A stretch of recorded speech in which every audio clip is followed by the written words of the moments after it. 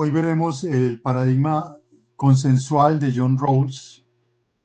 En una semana, el paradigma argumentativo de Dworkin y Alexi. Y posteriormente el neojusnaturalismo. Todos estos cuatro paradigmas son los que podríamos llamar pospositivistas. Se estructuran en la segunda mitad del siglo XX y se estructuran precisamente frente a la gran cuestión y al cuestionamiento enorme que se da a partir de la Segunda Guerra Mundial sobre la legalidad, ¿sí? Ya vimos cómo en Luhmann, pues el derecho se concibe en términos de reducción de complejidad sustancialmente, y en el marco de esa reducción de complejidad, la desobediencia civil es una opción precisamente sistémica. En la medida en que el sistema detecta desobediencia, pues por supuesto eso le permite actualizarse y le permite responder, digamos, a una deficiencia propia. Entonces la desobediencia es concebida en unos términos básicamente sistémicos. Ahora hay que aclarar una cosa, nosotros incluimos Luhmann, digamos, como el arranque de esta unidad, porque la reflexión luhmanniana empieza a darse desde el 70, desde los 60, 70, precisamente cuando Luhmann está haciendo su doctorado con Parsons.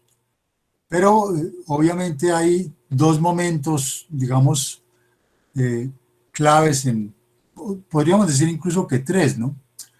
Hay un Luhmann todavía muy parsoniano cuando está haciendo su doctorado, y después hay un Luhmann que es básicamente el de sistemas sociales, y hay un tercer Luhmann, un tercer momento en su teoría, que es ya su teoría del derecho, propiamente dicha, el derecho de la sociedad.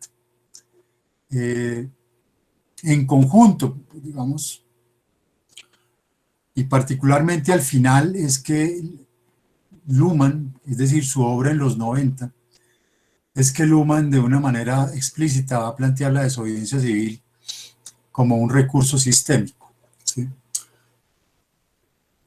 Pero en el continuum de lo que venimos viendo, el siguiente autor, después de este cuestionamiento que vimos, que se presenta en los 60, primero con la segunda versión de la teoría pura del derecho de Kelsen, y inmediatamente un año después con el concepto de derecho de Hart, y al año precisamente en el 62 la abjuración, ¿sí?, la rectificación de Kelsen sobre su doctrina de la norma fundamental. Digamos que en ese continuum el siguiente autor es John Rawls. Y Rawls va a publicar su trabajo en el 71, su teoría de la justicia, en 1971. Un libro que va a tener un impacto enorme en el conjunto digamos, de lo que se conoce como filosofía práctica, es decir, filosofía del derecho, filosofía moral y filosofía política. Hasta el punto que autores como Axel Honneth, que es uno de los últimos representantes de la Escuela de Frankfurt, ha planteado que en los últimos 50 años, lentamente, la filosofía del derecho y la filosofía incluso política se han ido, en cierta manera, desdibujando. ¿sí? Y han sido reemplazadas por, académicamente, por lo que se conoce como teorías de la justicia.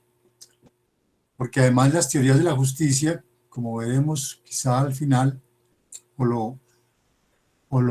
simplemente lo anotaremos, incorporaron además la economía, toda la economía del bienestar de Amartya Sen, Premio Nobel de Economía. Fue una teoría que asimiló a Rawls. De hecho, en la Universidad Nacional hace unos años eh, se organizó, creo que en la cátedra Jorge Eliezer Gaitán, por parte de la Facultad de Economía, un gran seminario que duró todo el semestre, y se invitaron a las personas, digamos, y a los académicos más conocedores de la teoría de Rawls, tanto en la universidad, que no eran muchos, como por fuera, e incluso invitados internacionales, para, digamos, mostrar el gran aporte y la gran elaboración de la teoría rawlsiana, digamos, a la filosofía del derecho, a la filosofía política y además a la economía, ¿sí? O sea, el impacto de John Rawls es un impacto enorme en el pensamiento de la segunda mitad del siglo XX. Pero también lo es específicamente para nuestra materia, para lo que estamos viendo, para la filosofía del derecho. John Rawls es un estadounidense, nace en 1921 en Baltimore. Ya vamos a ver dónde queda. Y pues estudia su pregrado en la Universidad de Princeton. Es una también de las mejores universidades, las 10 mejores universidades en Estados Unidos. Y durante la Segunda Guerra Mundial, pues es reclutado y enviado al Pacífico Sur. Allá pues presta su servicio militar en campaña, e incluso pues él es testigo de primera línea de los bombardeos atómicos a Hiroshima y a Nagasaki. Lo cual pues para Rawls es, digamos, un profundo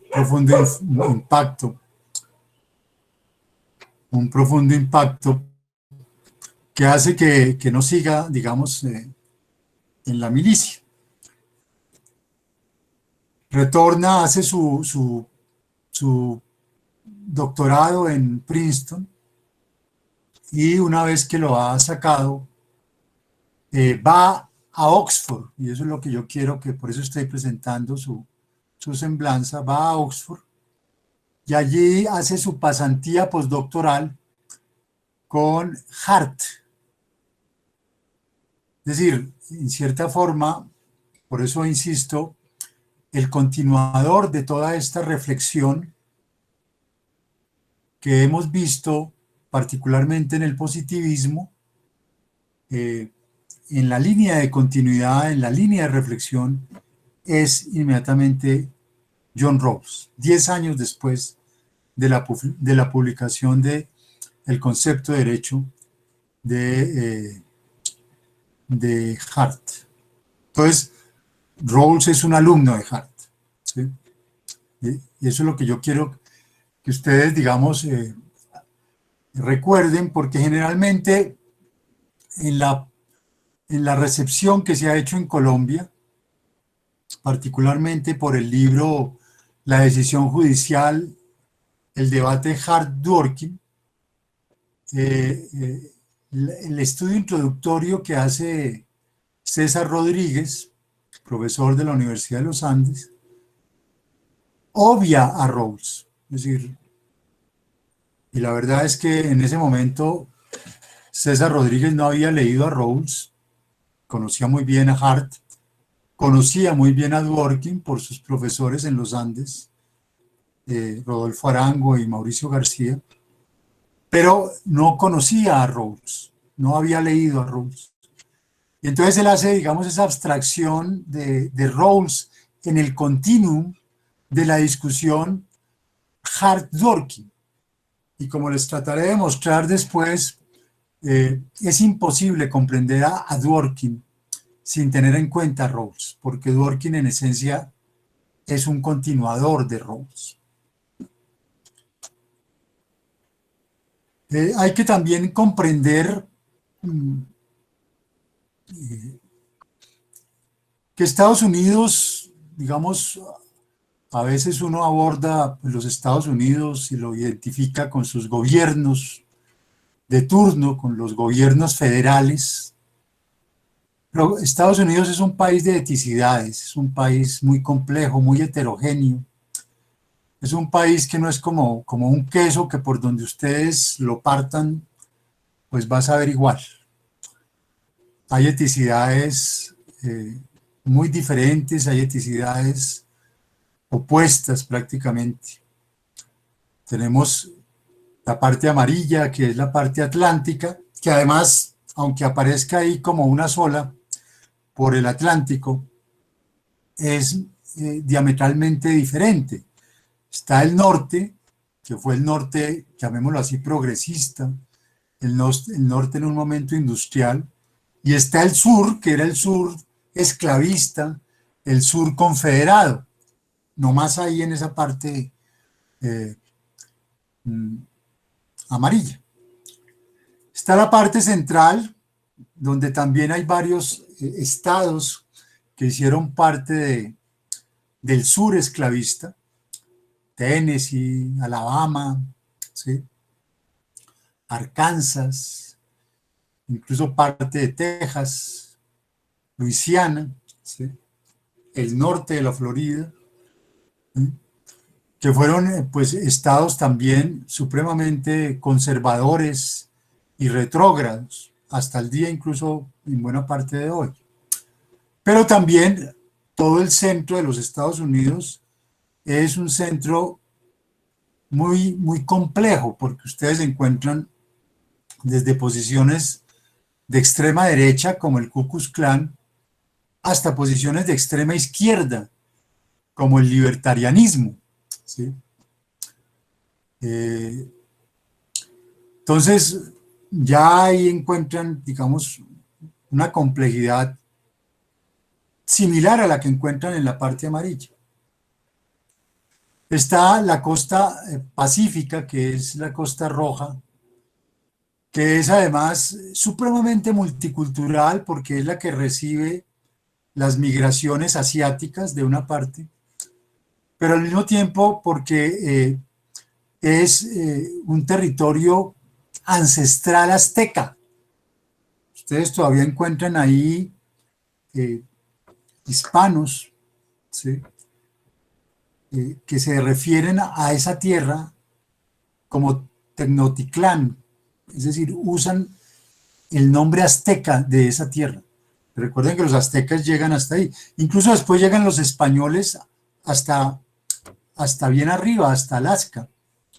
Entonces se encuentra en un puerto en Alaska que se llama Córdoba. Entonces es una zona supremamente multicultural y por lo mismo muy, digamos, muy democrática, muy tolerante, ¿sí? Y la parte azul, que es la parte montañosa, de unos, además de unos parques naturales preciosos y de una naturaleza realmente exuberante,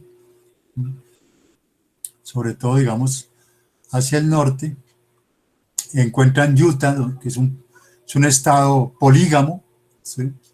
Donde los mormones, pues, son dominantes y la poligamia, pues, en cierta manera es aceptada.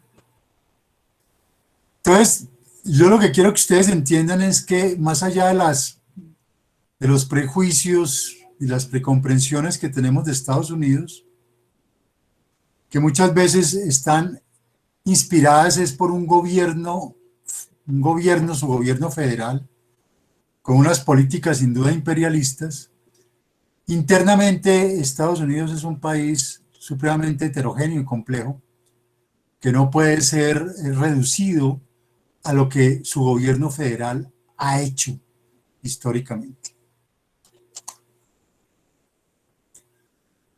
Rawls tiene 9 años, poco menos, 8, cuando se desata la Gran Depresión, ¿sí? Ustedes ven ahí fotos que pueden encontrar, pues, de gente pidiendo trabajo, niños a los que empiezan, digamos, ya a dárseles comida. Abajo ven una foto muy impactante, la venta de niños, porque era tal el hambre y era tal digamos, el desempleo recuerden que esta es la gran crisis del capitalismo en 1929, ¿sí? Y la situación es espantosa, ¿sí? La situación realmente en Estados Unidos, después de esa crisis del 29, se desata pues una condición económica supremamente angustiante, ¿sí? Y terrible. Rawls tiene 8 años, como les digo, en ese momento. Y ese es Baltimore, donde nace Rawls, que es un puerto a 1 hora de Washington, cuando ustedes, pues como en el caso mío, viví en Washington, uno va en 1 hora a Baltimore, eh, que era un puerto supremamente feo, pobre, ¿sí? Básicamente, pues un puerto así donde se recibían mercancías y salían mercancías, pero, eh, pero muy pobre, muy, muy deprimido. Y bueno, ese es el contexto en donde Rawls tiene que criarse, ¿sí? Tiene que criarse, eh, incluso en una situación familiar que también a él lo va a afectar mucho. Hay dos situaciones que sus biógrafos han recalcado. La primera es, pues, digamos, este contexto en el que vive inicialmente. Y en ese contexto, su hermano, en ese contexto le da sarampión a Rawls. Y Rawls le pega el sarampión a su hermano y su hermano muere. Y esto a Rawls le genera un profundo impacto, ¿sí? Porque empieza Rawls a pensar en algo que vamos a ver después, que es el peso de la lotería natural, el peso del azar, ¿sí? En la vida. La vida está sometida a un azar a veces tan paradójico, ¿sí? Tan irracional,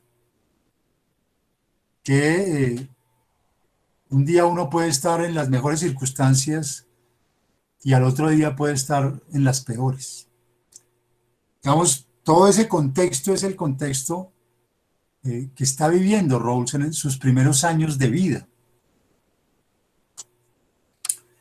Y viene pues obviamente el planteamiento del nuevo pacto social, del nuevo contrato social, del New Deal de Roosevelt, ¿sí?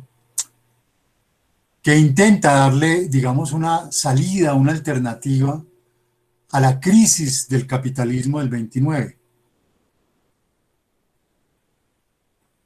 Lo cual era también muy interesante y muy importante mm, porque aquí también se probó, y era parte de la discusión que se había hecho en el marxismo, que el socialismo científico de Marx pues no era científico, ¿no? Que lo importante en el marxismo, como lo había dicho Bloch, era más el elemento utópico que el elemento científico, porque lo que sucedió fue en el 29, digamos, la teoría marxista anticipaba que la crisis del capitalismo solo se podía resolver si el capitalismo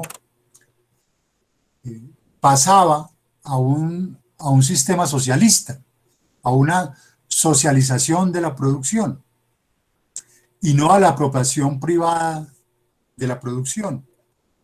Y sin embargo, la figura del estado de bienestar, que es lo que realmente va a ser el gran instrumento del New Deal, ¿sí? Va a ser la gran apuesta de Roosevelt, incluso adoptando la teoría de Keynes, ¿sí?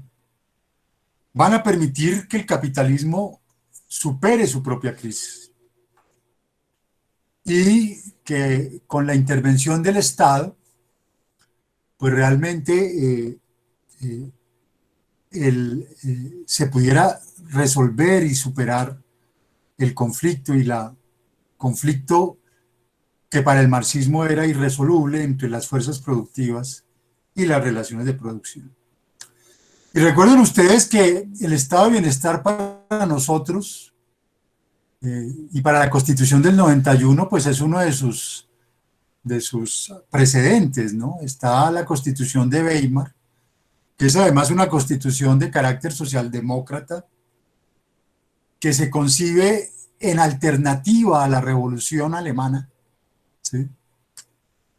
Y después de esa constitución de Weimar, de un carácter socialdemócrata, el estado de bienestar que concibe Roosevelt, pues va a ser la forma estado, como diría Negri, digamos más ambiciosa que se hubiera podido, digamos, concebir para superar no solo la situación de pobreza y de crisis que había, sino para superar el mismo conflicto del capitalismo.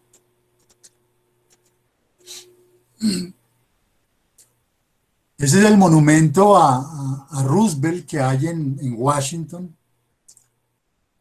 Es un monumento muy impactante,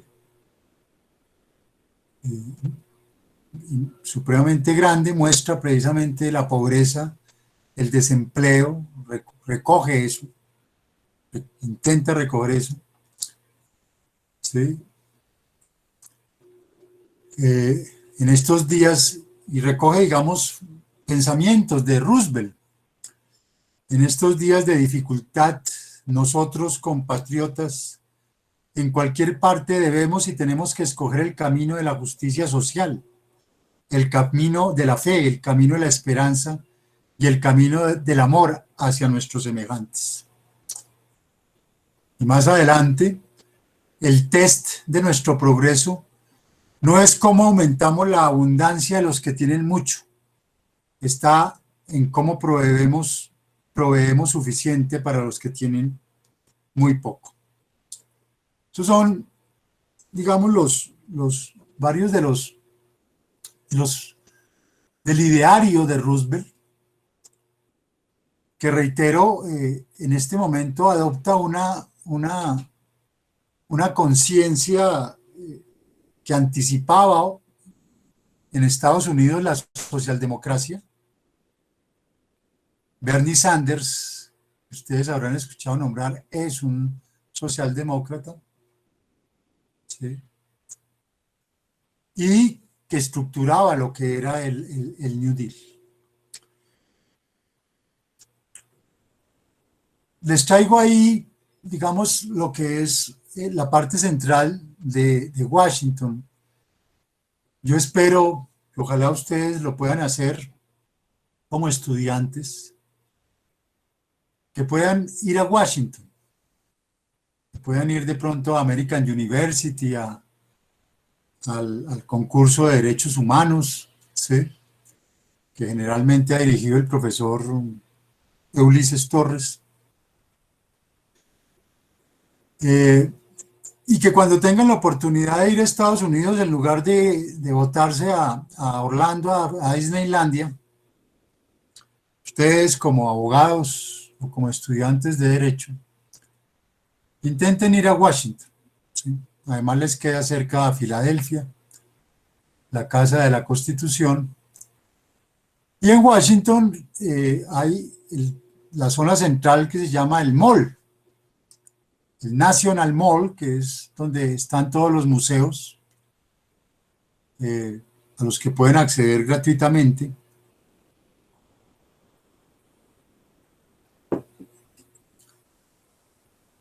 Y traigo a colación esto porque generalmente, como se van también a los museos, al Museo del Espacio y al Museo de África y al museo ahí al Museo de Arte Contemporáneo, se pasa a ir a dos monumentos que están ahí y que no son evidentes. Están en la parte de abajo de la pantalla, que son el monumento precisamente a Roosevelt, que es el monumento al estado de bienestar, y está el monumento a Martin Luther King. En la parte sur de ese mall culmina con el Capitolio, detrás del Capitolio está la Corte Suprema de Justicia, y en la parte norte está el monumento a Lincoln, ¿sí? Recuerden ustedes, es quien libera a los esclavos, ¿sí? En 1861 se inicia la guerra de secesión. Y en la parte, digamos, de arriba, la Casa Blanca, ese es básicamente el famoso mall, que uno muchas veces por andar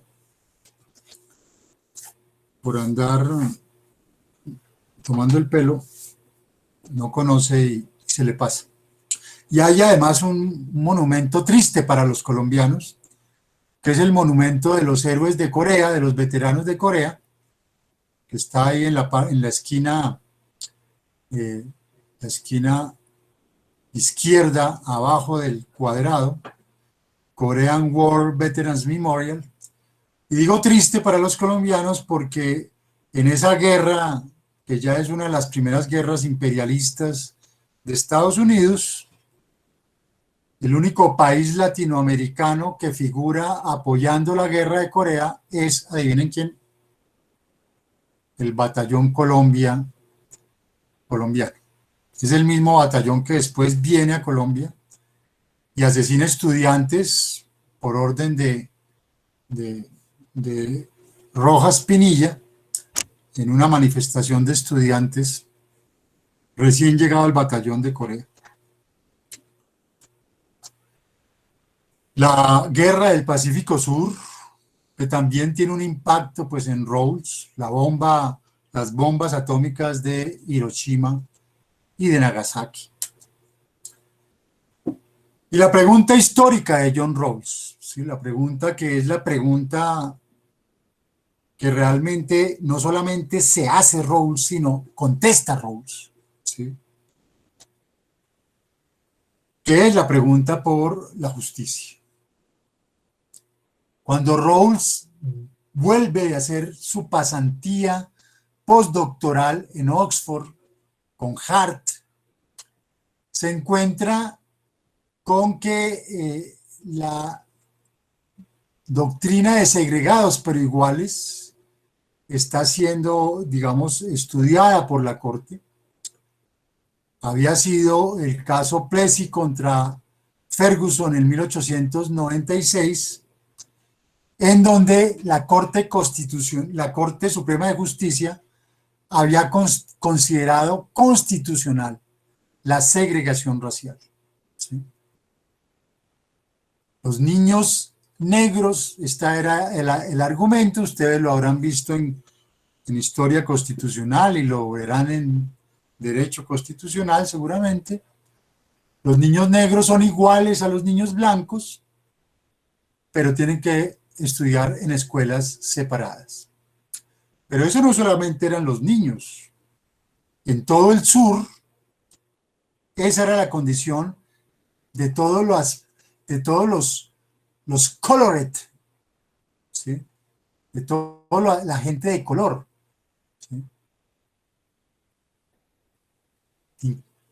incluyendo cuando yo fui al sur hace poco, hace 2 años, invitado por una ONG, ¿sí? Para la marcha de la libertad recargada, Freedom Trial Reloaded, ¿sí? Y fui por todos los estados, me llevaron por todos los estados del sur para conmemorar los 50 años de la marcha de Martin Luther King. Todavía la segregación es contra todo el que no es blanco. Es decir, eh, nosotros los latinos somos considerados gente de color. Los asiáticos son considerados gente de color, ¿sí? Los nativoamericanos son considerados gente de color. Entonces no se crean que porque son blanquitos allá los van a aceptar en el Ku Klux Klan. No, los van a ver como gente de color. Bueno, ese es el territorio del Ku Klux Klan que apoya precisamente a Trump y que Trump no ha querido nunca de manera enfática y directa, digamos, demarcarse de ellos.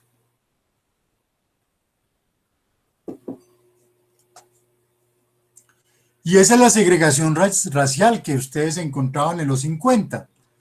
El colored, ustedes ven ahí en la foto, dice colored, ni siquiera dice negro. El término despectivo para llamar al afroamericano en Estados Unidos es negro, ¿sí? Es un término despectivo. Que como a veces en los chistes dicen los afroamericanos, solo los negros se pueden llamar a sí mismos negros, digamos, en una especie así de humor negro, ¿sí? Pero cuando es alguien blanco que les dice negro, tiene toda la carga, digamos, segregacionista y despectiva. Ustedes ven ahí nomás como en las fuentes de agua, ni siquiera el afroamericano o el colored podía tomar agua de la misma fuente, ¿sí? De la misma fuente. Y abajo eran teatros para la gente de color.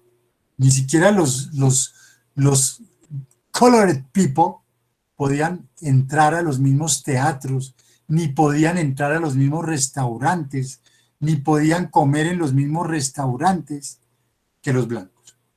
Y ahí tienen ustedes 3 adolescentes en ese momento que rechazaban el ir a escuelas con, ahí ven abajo el término respectivo, don't want Negroes in our school, no queremos negros en nuestras escuelas.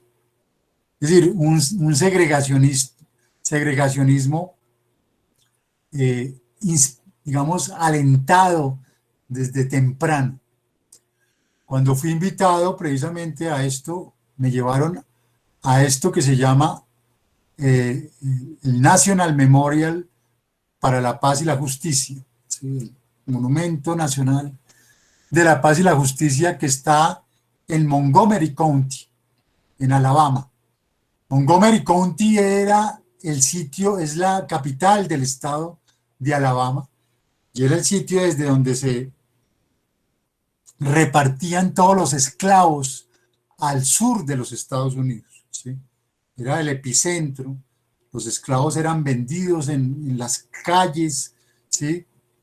Y allá se los compraban y de ahí salían hacia todo el sur, ¿sí? Y en eso que ustedes ven ahí, esos bloques, ¿sí? Que ustedes ven ahí, son los bloques que están repartidos en todo el monumento, son los bloques que recogen cada condado, cada pueblo, ¿sí? De todos los Estados Unidos, con los nombres de los afroamericanos linchados durante el siglo XIX y XX, linchados sin juicio previo, ¿sí? Linchados como perros, ¿sí? Y de ahí porque muestran en la parte de abajo que están viendo derecha, ¿sí? Cómo el negro seguía siendo tratado a todo lo largo del siglo XX como un esclavo, ¿sí? Y ahí está esa leyenda, por los colgados y maltratados y ahorcados y quemados y disparados y torturados y tormentados y aterrorizados que fueron abandonados por el Estado de Derecho. ¿Sí? Nosotros los recordaremos. ¿Sí? Nosotros los recordaremos. Este es uno de los monumentos más impactantes en el sur de los Estados Unidos, ¿sí? Que recoge la memoria de los múltiples asesinatos, linchamientos, ¿sí? Que se produjeron contra los afroamericanos, nativoamericanos, hispanoamericanos, ¿sí? Y contra todos los que ese supremacismo blanco llamó colored people. Entonces llega Rawls en ese contexto segregacionista, en el 54, y se encuentra con la decisión de la Corte Suprema de Justicia en Brown versus Board of Education, ¿sí? En donde la Corte Suprema cambia su doctrina de segregados pero iguales. Y por eso, la pregunta histórica de Rawls, ¿qué es la justicia? ¿Por qué 70 años antes, en Plessy versus Ferguson, la Corte había considerado que era justo,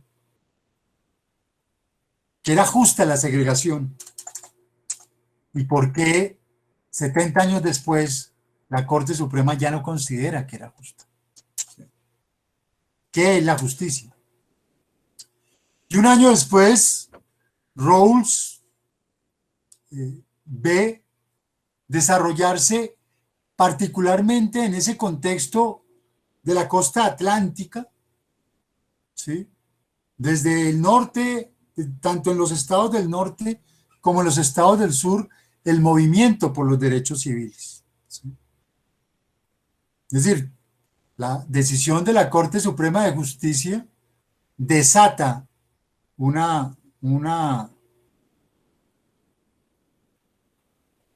movimiento social y político que ya venía en curso, que eran los ecos incluso de Nuremberg, que eran los ecos en Estados Unidos de la Segunda Guerra Mundial. Y en el 55, Rosa Parks, en Montgomery County, en ese bus que ha quedado como un recuerdo de ese hecho de desobediencia civil de esta mujer, decide no darle el puesto a un blanco, porque era mandato municipal que cuando los buses estuvieran llenos, los negros tenían que cederle el puesto a los blancos.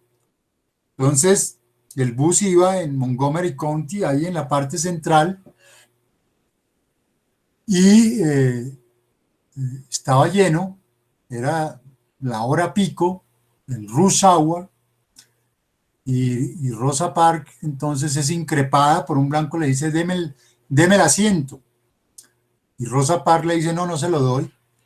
Le dice, usted me tiene que dar el asiento. No, no se lo voy a dar. Entonces el personaje llama al conductor y el conductor la increpa, también tiene que darle el asiento, si no llamo a la policía y ella no se lo da, ¿sí? y efectivamente llega la policía y ella es arrestada, pero a partir de ahí comienza un movimiento de resistencia, de desobediencia, y toda la comunidad afroamericana de Montgomery deja de tomar el transporte público. Lo dejó de tomar un año entero, hasta que el municipio tuvo que echar para atrás porque ya pues obviamente iban a quebrar el transporte público que básicamente era usado por los afroamericanos. La lucha continuó y la lucha se agudizó. Y el 28 de agosto de 1963, incluso antes del asesinato de Kennedy, que se produce en este año, Martin Luther King llama a tomarse Washington.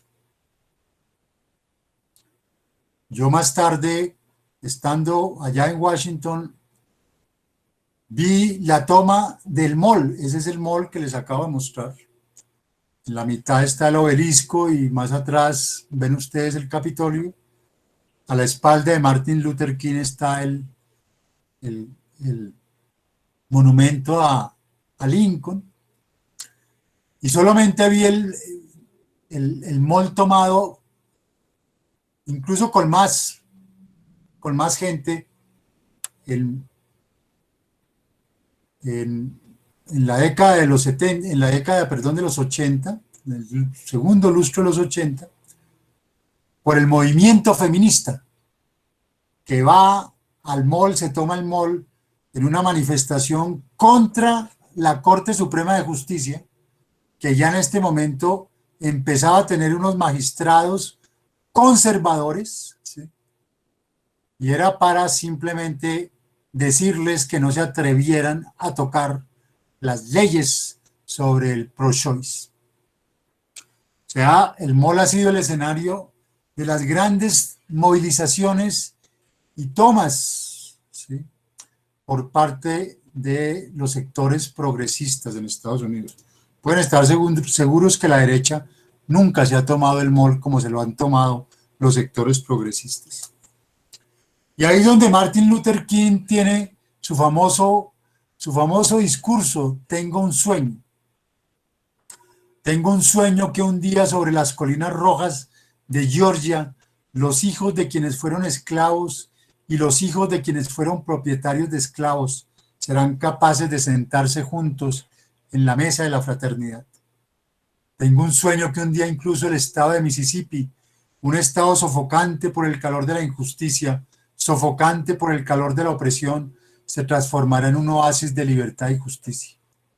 Tengo un sueño que un día allá abajo en Alabama, con sus racistas despiadados, con su gobernador que tiene los labios goteando con las palabras de interposición y anulación, que un día justo allí en Alabama, niños negros y niñas negras podrán darse la mano con niños blancos y niñas blancas como hermanas y hermanos. Con esta fe seremos capaces de cortar de la montaña de desesperación una piedra de esperanza. Esa frase es la que inspiró el monumento a Martin Luther King, que les acabo de mostrar, que a veces uno pasa desapercibido cuando va a Washington, y que ojalá cuando ustedes puedan ir lo visiten, ¿sí?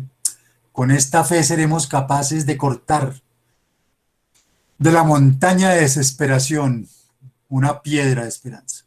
Entonces cogieron ese bloque, de ahí lo sacaron, el bloque de mármol, es un solo bloque, y de ahí sacaron, digamos, la estatua de Martin Luther King.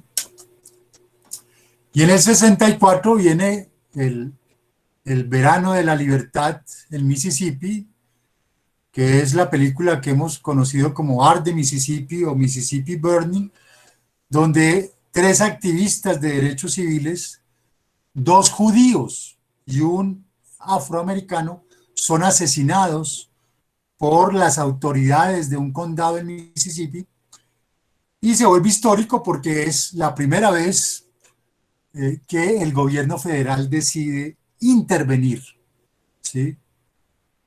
Intervenir en lo que había sido una historia ¿sí?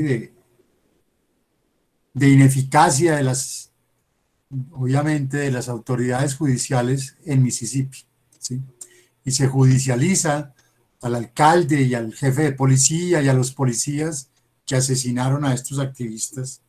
Porque hay que recordar que el movimiento por los derechos civiles, claro, es liderado, la gran fuerza es los afroamericanos, pero también es apoyado por el ala radical de los judíos, ¿sí? Por los judíos que venían de la Segunda Guerra Mundial y que también clamaban por los derechos civiles en los Estados Unidos. Y ese es el Congreso, pues, Constituyente de Filadelfia. Ustedes todavía encuentran la casita en Filadelfia que pueden visitar, donde se desarrolló, pues, queda pues la casita central, básicamente. Eh, las las pues todas las reflexiones y todas las deliberaciones que se dan en Filadelfia. Y lo traigo a colación porque precisamente cuando Ronald Dworkin presenta a Rawls, Ronald Dworkin es quien presenta a John Rawls en París, ¿sí? Y su presentación va a decir el impacto de Rawls en Estados Unidos fue básicamente entre los jueces, porque Rawls le enseñó a los jueces a actualizar los principios de Filadelfia, cómo tenían que ser actualizados los principios de Filadelfia, los dos principios de Filadelfia, los dos principios que habían rezado: todos somos iguales y el que no es igual tiene que ser tratado como igual. Esos dos principios que habían inspirado la Constitución de Filadelfia y más tarde que habían inspirado el Bill of Rights, ¿sí? Y las enmiendas sucesivas,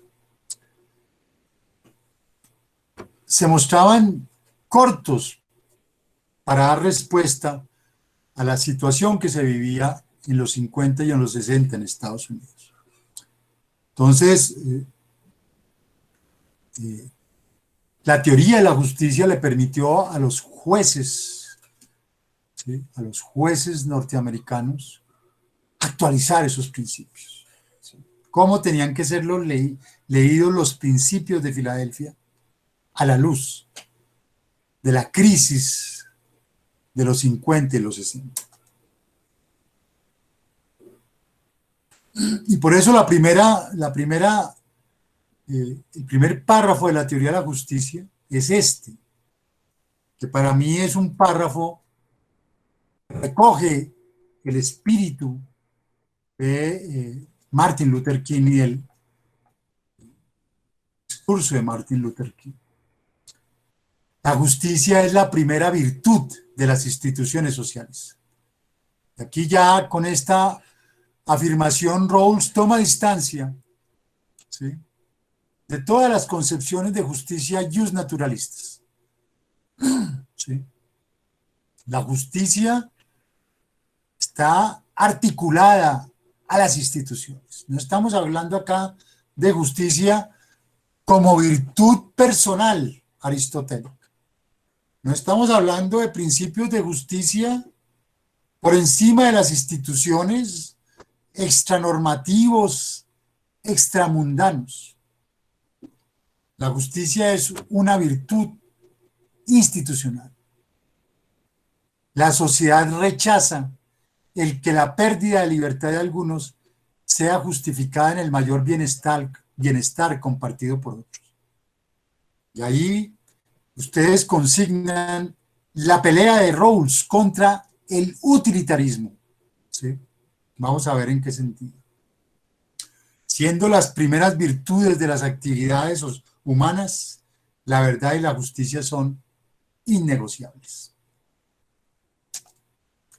Entonces lo que vamos a ver en Rawls es la consolidación, el planteamiento, la configuración de un sentido postconvencional de equidad, en la línea del tercer estadio de desarrollo moral de Kohlberg. Les recuerdo que Kohlberg, quien sigue los estudios de Piaget, va a plantear tres estadios del desarrollo moral y del desarrollo, incluso cuando habla de moral lo habla en un sentido muy amplio que implica también, digamos, una dimensión política, jurídica, incluso económica.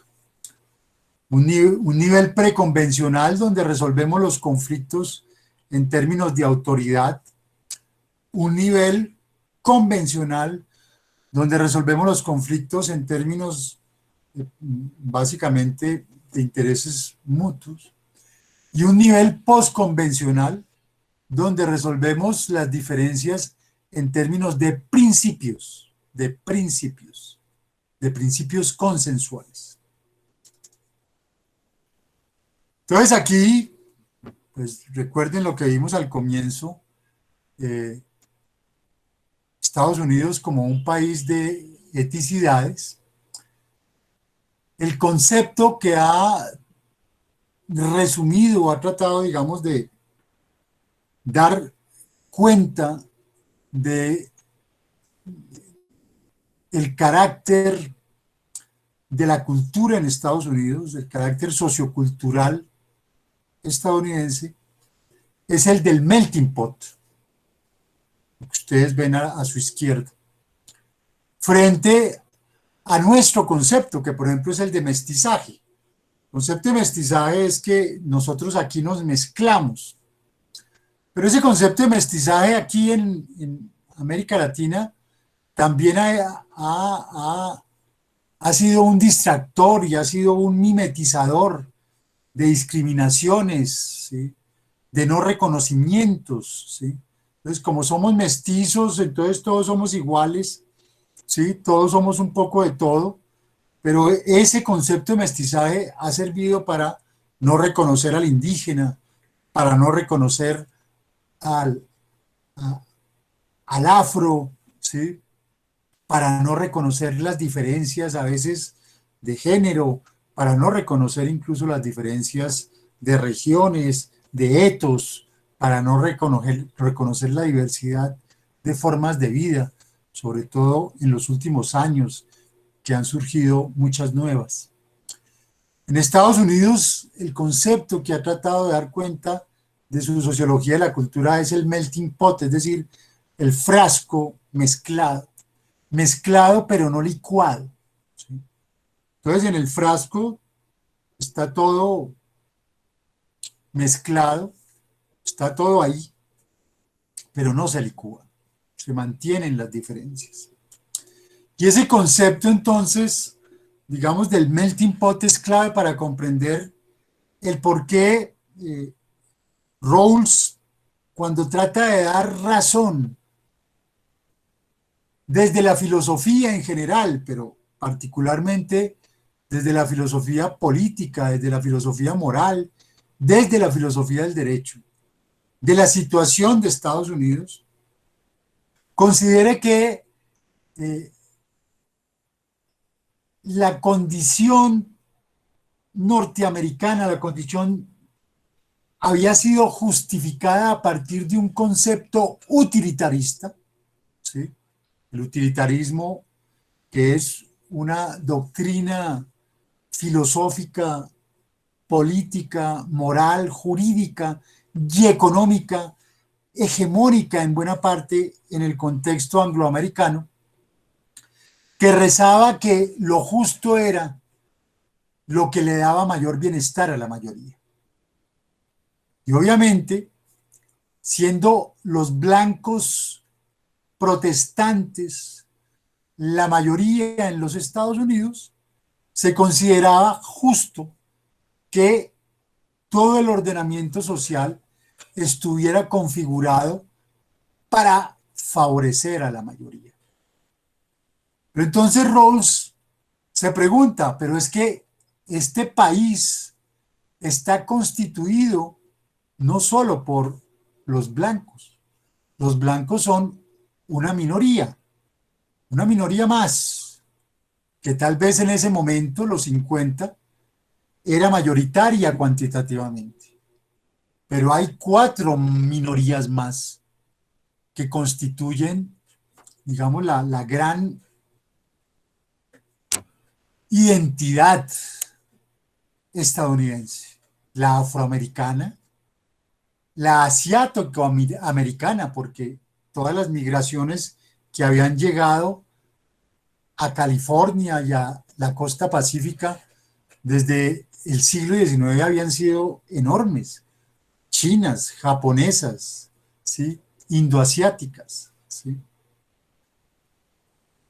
La minoría que representaba las primeras naciones, la minoría nativoamericana, ¿sí? Las primeras naciones que van a ser, que fueron eh, diezmadas y sobre las que se dio un genocidio en los siglos XVIII y XIX, particularmente en el XIX, ¿sí? Las indígenas estadounidenses, pues del territorio que más tarde sería Estados Unidos, los cherokees, los comanches, los sioux, ¿sí? Los apaches, ¿sí? Todas esas primeras naciones que constituían también otra minoría. Y otra más, en parte por las migraciones, pero en buena parte porque también estaba ahí, ¿sí? En California, en Arkansas, en Nuevo México, en Texas, ¿sí? Que eran los hispanos, los hispanoamericanos. Entonces, la identidad de Estados Unidos, eh, y estoy retomando las 5 minorías que cuando ustedes van a aplicar a una universidad estatal, y muchas veces incluso a una universidad privada, o cuando ustedes van a aplicar a un empleo en el gobierno federal o a un empleo en el gobierno estatal y a veces en entidades privadas, les preguntan a ustedes a qué minoría pertenece, ¿sí? Es decir, esto es constitutivo incluso de la configuración institucional de los Estados Unidos. Entonces Rawls va a decir la teoría utilitarista que plantea que lo justo es lo que mayor beneficio le dé a la mayoría, es una teoría profundamente injusta. Tenemos que buscar otra. Entonces Rawls va a la teoría del contrato social, pero la asume críticamente porque se da cuenta que Locke propicia una democracia de mayorías, se da cuenta que Rousseau propicia, al contrario, una democracia totalitaria. Y entonces, entre las dos posiciones extremas para Rawls, él opta por la proposición kantiana de el consenso y retoma, ya lo habíamos visto cuando vimos el justnaturalismo racional moderno, la categoría de contractus originarius. Contractus originarius.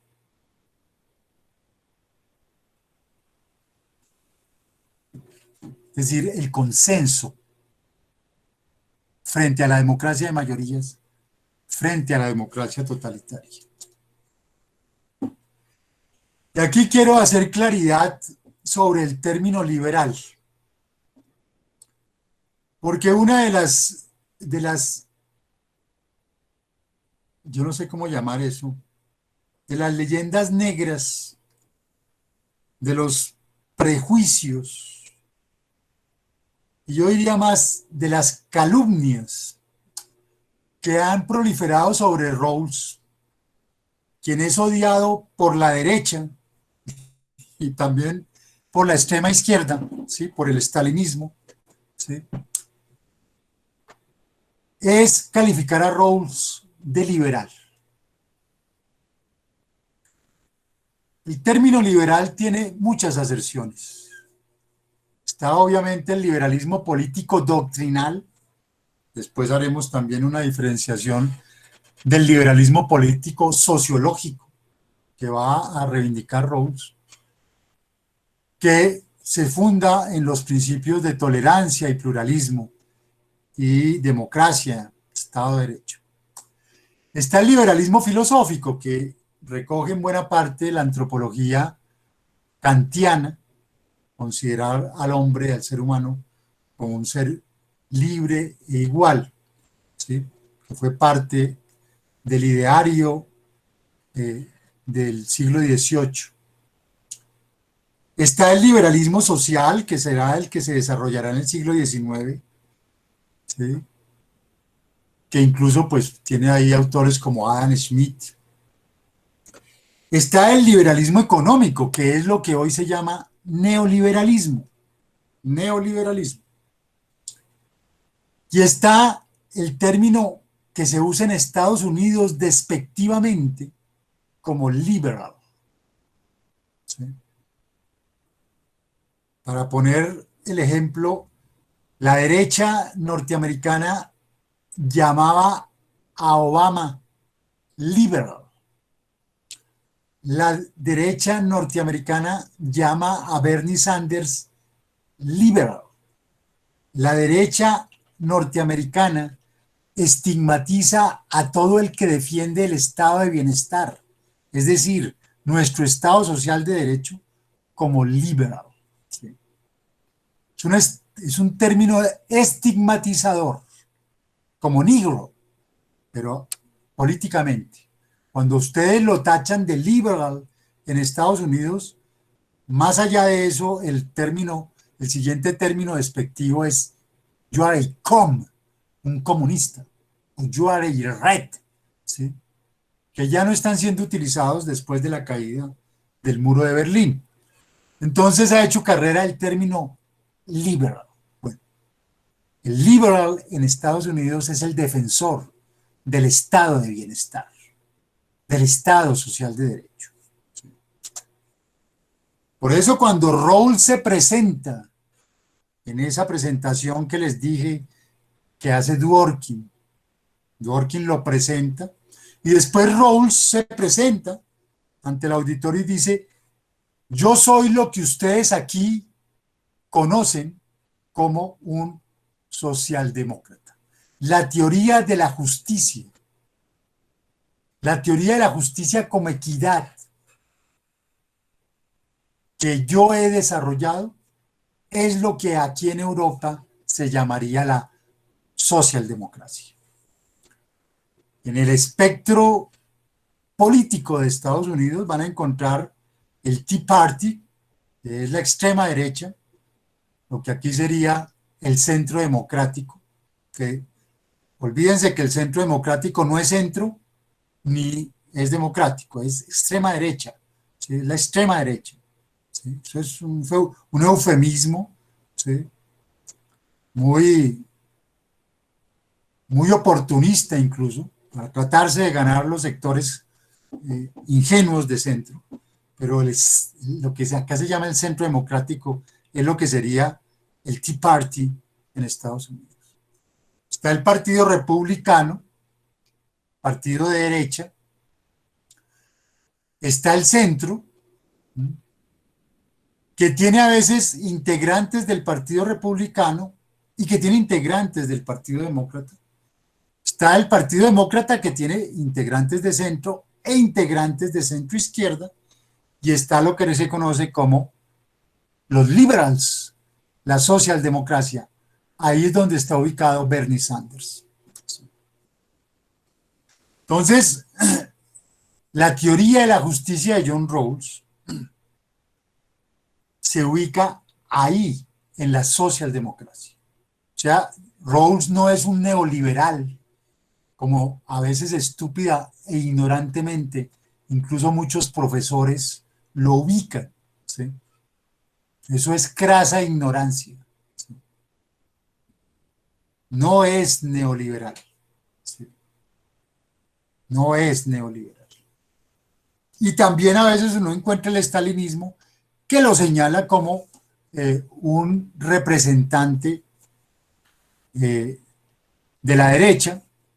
Igualmente eso es falso.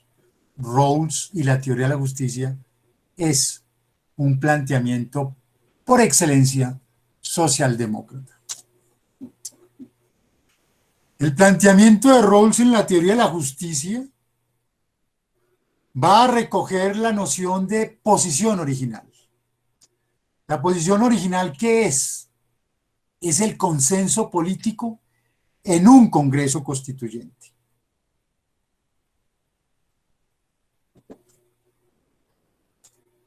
Entonces, él lo que trata es de ponerle dientes al contractus originarius de Kant, al consenso original,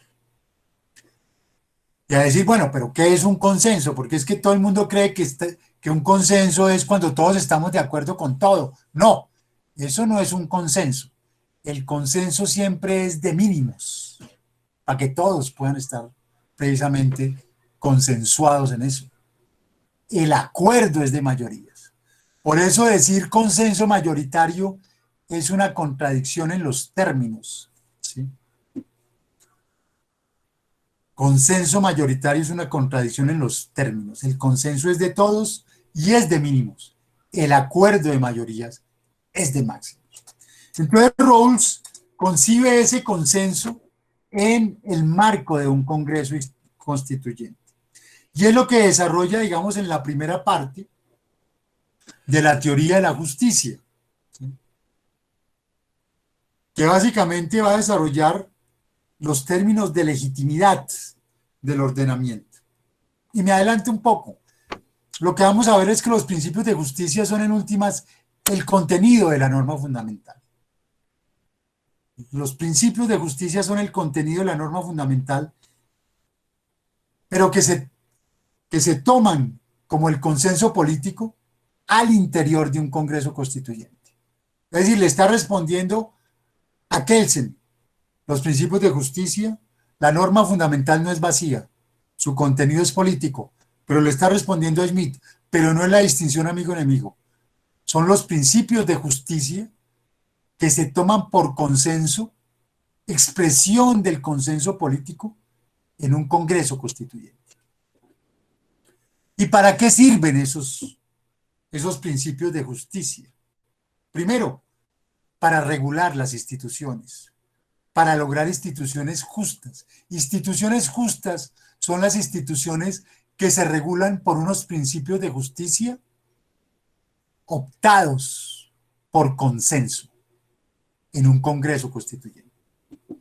El objeto es regular toda la estructura básica de la sociedad, la Constitución, la economía, incluso, dice Rawls, la familia monogámica.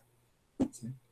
Ya en estos dos últimos elementos, regular la economía y regular incluso la vida privada, es donde se muestra el carácter posliberal de la justicia en John Rawls.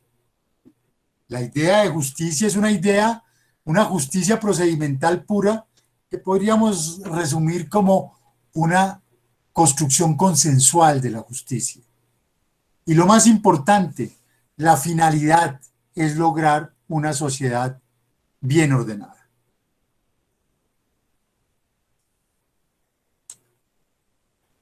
La concepción de derecho de Rawls, lo anota Rawls en nota de pie de página, ¿sí?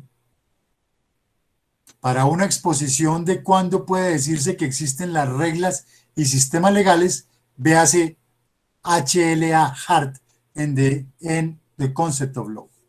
Es decir, Rawls adopta el planteamiento hartiano en concepto de derecho de que un sistema jurídico tiene que estar estructurado, ¿sí?, en reglas primarias y reglas secundarias. Esto les muestra la línea de continuidad que se puede plantear entre Rawls, entre Hart y Rawls. La posición original, como les digo, es un constructo contrafáctico que básicamente está orientado a mostrar si las deliberaciones de Filadelfia hubieran sido en los 50 y en los 60, ¿a qué principios de justicia, a qué principios del ordenamiento hubiera llegado Filadelfia? ¿Sí? ¿Cómo se pueden actualizar esos dos principios de Filadelfia? Todos somos iguales y el que no es igual tiene que ser tratado como igual a la luz de la crisis que se estaba viviendo. Entonces Rawls concibe digamos, esta ficción, esta metáfora de lo que sería ese consenso político. Pero le pone partes, le pone, digamos, elementos, porque a veces nosotros creemos que el consenso es simplemente estar de acuerdo en todo, lo cual, les insisto, es falso. Precisamente el consenso supone disenso y el consenso es de mínimos en los cuales todos podamos estar de acuerdo. Entonces, lo primero que va a decir Rawls es, bueno, ¿quiénes hacen parte de esa posición original?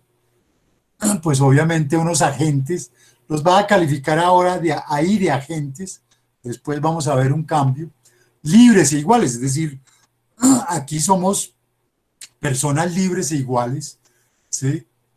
Deliberativamente, deliberativamente. Es decir, aquí no opera la legitimidad tradicional carismática que vimos en Weber, aquí no opera la autoridad, ¿sí?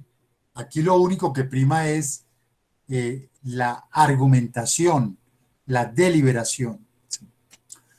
Vamos a formular unas condiciones formales de lo justo, es decir, qué carácter van a tener los principios.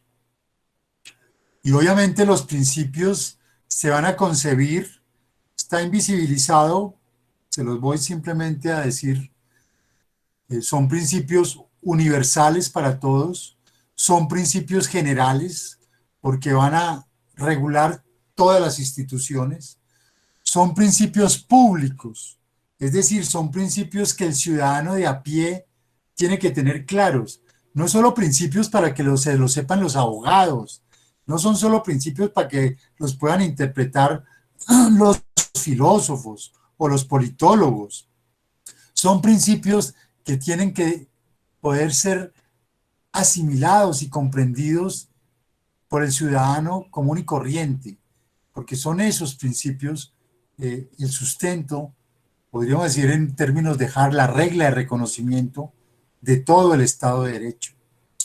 Y son principios jerarquizados, porque no son principios que puedan ser discrecionalmente aplicados por los jueces. ¿Sí? Son principios jerarquizados.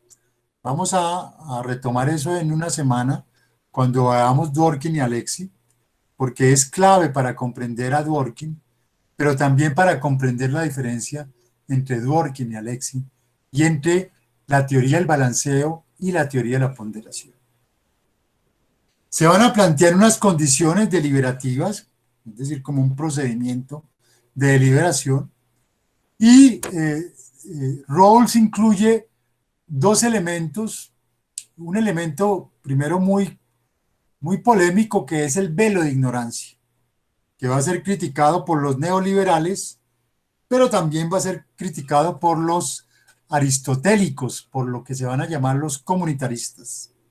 ¿Sí? Porque el velo de ignorancia, que es, digamos, una constricción argumentativa, una constricción deliberativa, en el sentido de que cuando uno está tratando de llegar a un consenso, no puede poner sus intereses en juego, no puede poner como argumento fuerte la defensa de sus intereses. El velo de ignorancia, que reitero ha sido uno de los elementos más polémicos de esta posición original, estaba precisamente diseñada para tratar de comprender que un consenso no se puede hacer defendiendo intereses particulares. Hay un momento en la discusión en que, si ustedes quieren, tenemos que podernos poner en los zapatos del otro. El velo de ignorancia intenta constreñir eso que les decía al comienzo, la lotería natural, el azar, ¿sí? Piense usted que puede nacer en una sociedad o que puede en un momento dado así haya nacido en una posición de privilegio. Piense usted, como ocurrió en la crisis del 29, o como le ocurrió a Rawls y al hermano de Rawls, que Rawls lo infecta de sarampión y el hermano muere. ¿Sí? Piense usted que el azar lo puede llevar en un momento dado a la peor situación.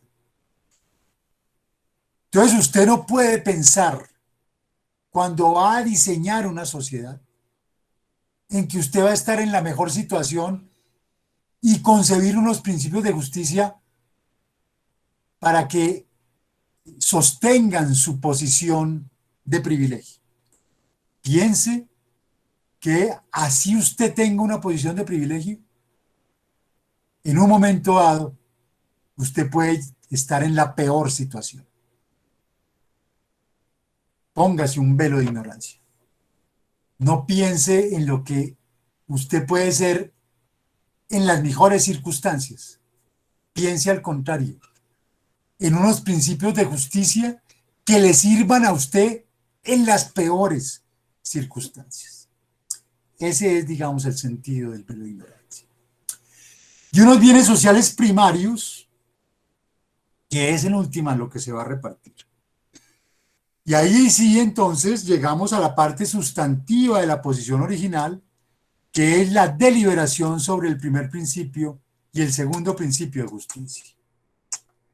En el primer principio, en la deliberación sobre el primer principio de justicia, Rawls va, pues, en el marco de esa posición original, consensualmente, se va a discutir frente al egoísmo, frente al intuicionismo que viene a ser el justnaturalismo, de que hay unos principios de justicia universales, unos principios de justicia divinos, ¿sí? Frente al utilitarismo, que las mayorías son las que tienen que definir los principios de justicia, unas concepciones mixtas y finalmente la propia, digamos, enunciación del principio de justicia más democrático. De esa deliberación se llega al primer principio de justicia: iguales libertades para todos. Primer principio de justicia: iguales libertades para todos. Es decir, que la justicia no se puede leer en términos de unas mayorías segregacionistas blancas, que son las que hicieron estos linchamientos en el sur de los Estados Unidos, que fue el monumento que les acabo de mostrar, ¿sí? Son esas lápidas colgando en todo el monumento, donde se daba cuenta de estos linchamientos miserables, ¿sí?, que se hacían por parte de esos blancos segregacionistas que existen al día de hoy en Estados Unidos, ¿sí? Y por eso es un principio constitucional: iguales libertades para todos. No solamente todos somos iguales, porque el todos somos iguales fue el que justificó la doctrina de segregados pero iguales. Somos iguales, pero es justo que estemos segregados. No, iguales libertades para todos, porque a ella no se admite en esta lectura la segregación. Viene después el segundo principio de justicia: la deliberación sobre el segundo principio de justicia, que es el corazón del estado de bienestar, que es el corazón del Estado social de derecho. Si hay un principio del Estado social de derecho, es este, ¿sí? Entonces aquí Rawls, en la posición original, discute la concepción de la aristocracia natural. Es justo que haya injusticia, ¿sí? Después discute el principio del neoliberalismo. No, los más fuertes tenemos que imponer nuestras condiciones. En el primero de la aristocracia natural, es justo que una élite tenga más por pedigrí, por apellido, por tradición, por autoridad, ¿sí? Esas son las élites colombianas. Los neoliberales, la libertad natural. Es justo que los que más fuerza tengamos, ¿sí? Los más fuertes tengamos más. Y viene la tercera. Algunos han dicho que Rawls es un igualitarista liberal. Mentiras, porque la tercera es la peor. Y me excusan ustedes, la tercera es el examen de admisión de la Universidad Nacional, ¿sí? El examen de admisión de la Universidad Nacional, que durante años han orientado los ingenieros, los matemáticos, los físicos, ¿sí? Los tecnócratas de la Universidad Nacional, ¿sí? Con cero, cero, cero, ¿sí? Sensibilidad social. La igualdad liberal, el procedimiento en el cual todos partimos del mismo sitio y el que tenga más méritos entonces gana, esa igualdad liberal está mimetizando las dos anteriores, al aristócrata natural, al que viene ya, ¿sí? Que ha estudiado en los mejores colegios, que viene con la mejor preparación, o al más fuerte, al neoliberal, al que viene con más capacidades, ¿sí? Y entonces al ponernos a todos en el mismo partidor, obviamente no son las mismas condiciones para todos, porque el que llegó ya con deficiencias, el que llegó con debilidades, el que no tuvo la misma preparación, el que no tuvo el mismo tiempo, el que no los desayunó ese día, el que le tocó llegar caminando al examen de admisión, ¿sí? El que llegó enfermo, no está en las mismas circunstancias. Entonces la igualdad liberal mimetiza a los aristócratas y mimetiza a los más fuertes. Entonces, frente a esas tres, el principio de justicia que va a establecer Rawls es favorecer a los desfavorecidos. Ese es el sentido, esa es la equidad postconvencional. Iguales libertades para todos, pero favorecer al desfavorecido. ¿Sí? Favorecer a los desfavorecidos. Sentido postconvencional de equidad. Y esos principios están en orden lexicográfico. Primer principio, iguales libertades para todos, un principio constitucional, porque estamos en un Congreso constituyente, porque estamos estableciendo un principio para las instituciones. No es un principio abstracto, no es hay que primar la justicia, no. Le estamos dando definición a la justicia. Iguales libertades para todos. Señor juez, usted va a leer iguales libertades para todos, ¿sí? Usted no va a permitir que se linche al negro, ¿sí? Porque los blancos mandan. No, usted va a tener que judicializar a los blancos. Y el segundo, que es el corazón, reitero, del estado de bienestar, que es el corazón del estado social de derecho, favorecer al desfavorecido. Y viene la segunda parte,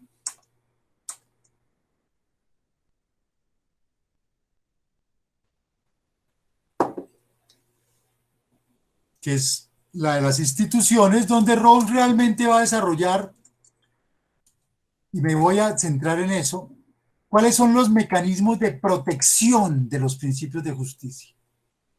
Y aquí es donde Rawls va a plantear la objeción de conciencia y la desobediencia civil como mecanismos de protección que tiene la sociedad contra las leyes de las mayorías. Cuando esas leyes han sido promulgadas por la simple regla de mayoría sin consideración del afectado, sin consideración de la minoría. ¿Sí? Aquí Rawls está llamando por primera vez a que los principios son la instancia de corrección de la legalidad, pero está poniéndolo en cabeza de la sociedad, en cabeza de las minorías. Y está recogiendo la tradición de desobediencia civil de Estados Unidos, que ha sido una tradición militante, combativa, ¿sí? Desde Jefferson hasta Trudeau, hasta Thoreau, perdón. Una tradición de desobediencia civil, ¿sí? Que recoge indirectamente a Gandhi, ¿sí? Y que plantea la desobediencia civil como una defensa del consenso político, es decir, como una defensa de la Constitución, ya lo vamos a ver. No violenta, pública, política, pero no violenta, lo aclara él en una discusión posterior, no significa que no adopte posiciones de fuerza.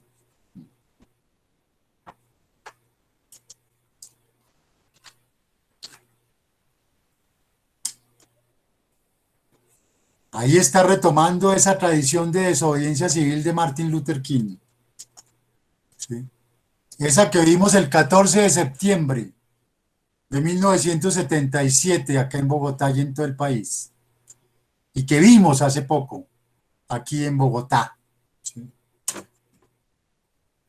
Y que es la que recoge el movimiento Black Lives Matter. Las vidas negras importan, ¿sí? Las vidas de las minorías importan. Y por eso ahí es importante hacer esa distinción entre desobediencia y disidencia.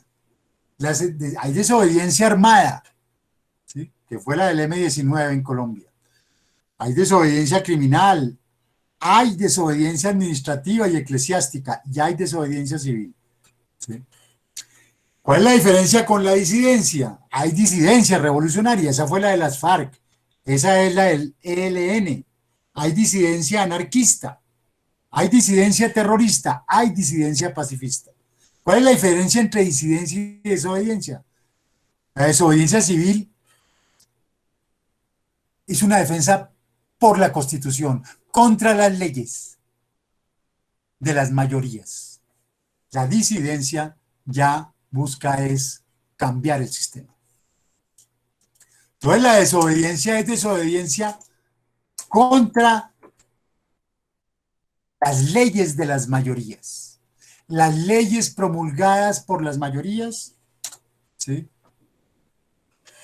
Que no han tenido en cuenta el consenso constituyente, que no han tenido en cuenta a las minorías. Y en la tercera parte,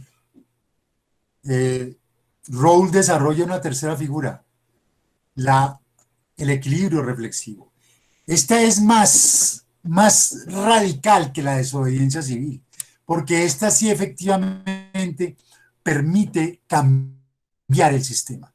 El equilibrio reflexivo es la figura que en un momento dado hace que los principios de justicia puedan ser también reconsiderados. Y puedan ser reconsiderados desde la refrendación o no de dos ámbitos de articulación social. Ahí la gran pregunta, la lectura política del equilibrio reflexivo, es si nosotros podemos vivir por consenso o tenemos que vivir es acudiendo a la autoridad. Pregúntenselo. Pregúntese cada uno de ustedes. ¿Yo puedo vivir por consenso? ¿Yo puedo hacer consenso en el trabajo, en el estudio, en mi familia? ¿Yo estoy estoy dispuesto a hacer consenso o yo quiero vivir de acuerdo a la autoridad. Esa es la gran pregunta, para saber si uno acepta esos principios de justicia, ergo esa constitución, o se margina, como fue el caso de los Amish en Estados Unidos, o vuelve a comenzar todo el proceso constituyente. La figura institucional del equilibrio reflexivo es el Tribunal Constitucional. Los tribunales constitucionales son los que deben permitir que el pacto social se renueve cada que se requiera, sin necesidad incluso de congresos constituyentes, ¿sí? Que de cualquier manera es una opción que tiene que quedar siempre abierta.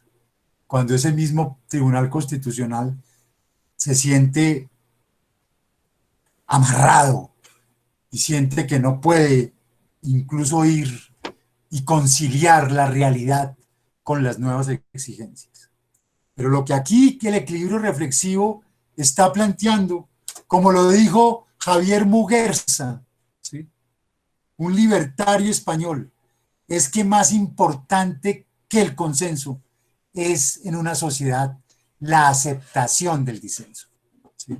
Una sociedad se mide no por sus mayorías, ¿sí?, ni siquiera se mide por los consensos que puede armar, incluyendo a las minorías.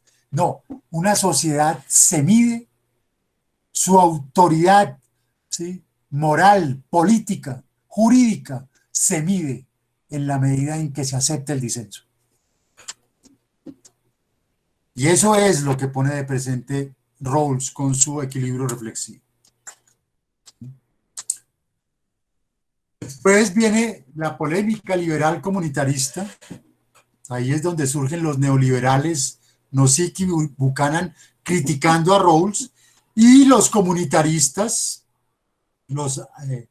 los comunitaristas radicales como McIntyre, eso lo veremos en dos clases, y los posiluscados, que digamos son más moderados, que hacen unas críticas proactivas a los bienes sociales primarios y, por supuesto, al velo de ignorancia que consideran castiga la raza, castiga el género y que, por tanto, considerarían que ese velo de ignorancia incluso tendría que desaparecer en la posición original. Y de ahí proviene el giro pragmático de Rawls en un contexto de conservatización en la década de los 70. Llega Juan Pablo II, que es, pues, obviamente un papa que así se llamara Juan Pablo por Juan XXIII y por Pablo VI, es un papa conservador, ¿sí?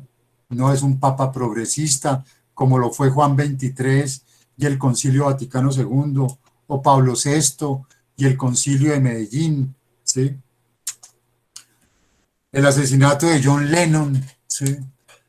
Y en ese contexto, Rawls da un vuelco a quienes componen la posición original y va a plantear que son personas morales, ¿sí?, cuyo interés de orden superior es proteger y promover su concepción de vida buena. Aquí es un reconocimiento al argumento y a la, básicamente, y a la crítica comunitarista, ¿sí?, de que quienes deben estar en la posición original son representantes de las diferentes formas de vida, porque ese fue el sentido de Filadelfia. En Filadelfia estaban representadas las 13 colonias, y esas 13 colonias, cada una representaba un etos diferente, ¿sí? Entonces, los llamados a sentarse en un congreso constituyente son los representantes de las formas de vida. Y aquí es donde Rawls va a plantear dos cuestiones. Primero, el ciudadano como fuente autooriginante de pretensiones y reclamos. Un ciudadano es el alter ego de todo el Estado. Por tanto, del presidente para abajo, el presidente para abajo es el subalterno de cada ciudadano, ¿sí? Y quizá lo más importante, la prioridad de lo razonable sobre lo racional, para que le digan al profesor eh, de lógica, ¿sí? No prima la lógica, ¿sí? Prima lo racional, prima la justicia material sobre la justicia procedimental, prima lo razonable sobre lo racional, prima la deliberación sobre el procedimiento. ¿Sí? Esto es lo que se va a establecer ahí, y por eso van a primar los principios sobre la legalidad. Priman los principios, que son el fruto de la deliberación razonable sobre la legalidad procedimental.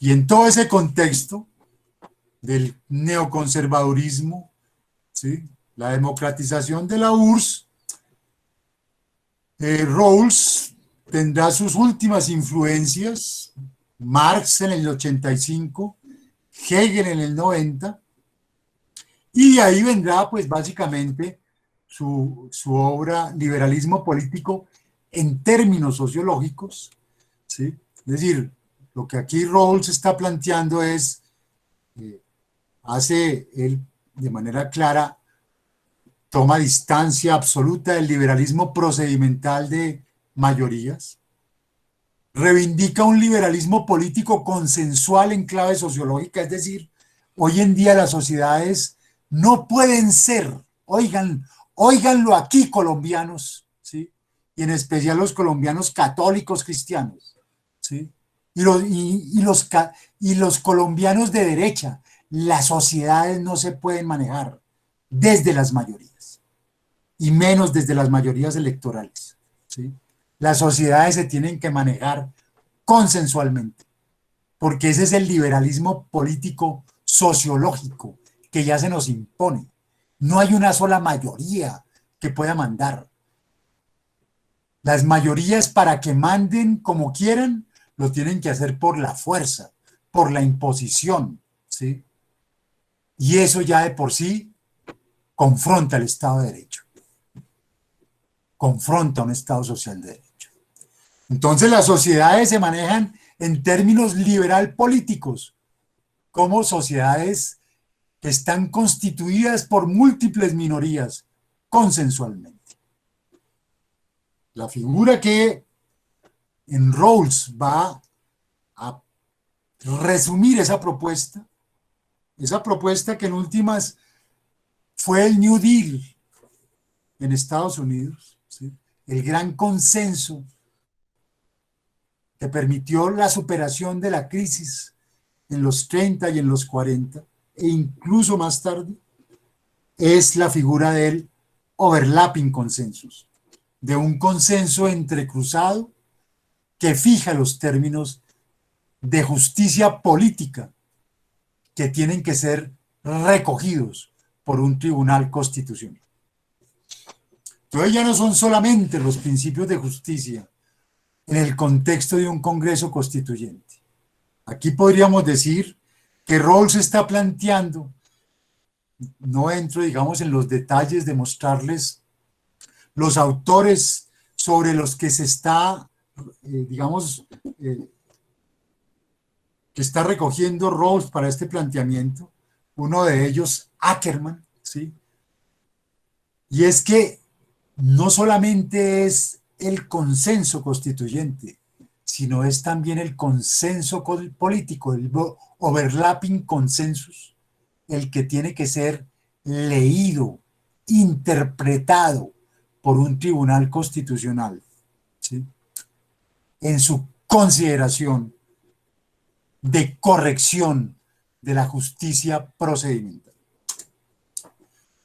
Entonces, concepto de derecho, iguales libertades, favorecer al desfavorecido, ese es, en esencia, el contenido de la norma fundamental.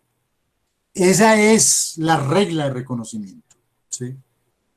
Justicia política, porque tanto en un Congreso constituyente como en un overlapping consensus más amplio, ese es el sentido último ¿sí?, que tiene que orientar la deliberación constitucional. Y por supuesto, la desobediencia civil a la legalidad, poniendo en cabeza de las minorías que se ven afectadas por las leyes mayoritarias, ¿sí?, la defensa de la Constitución y de los principios de justicia.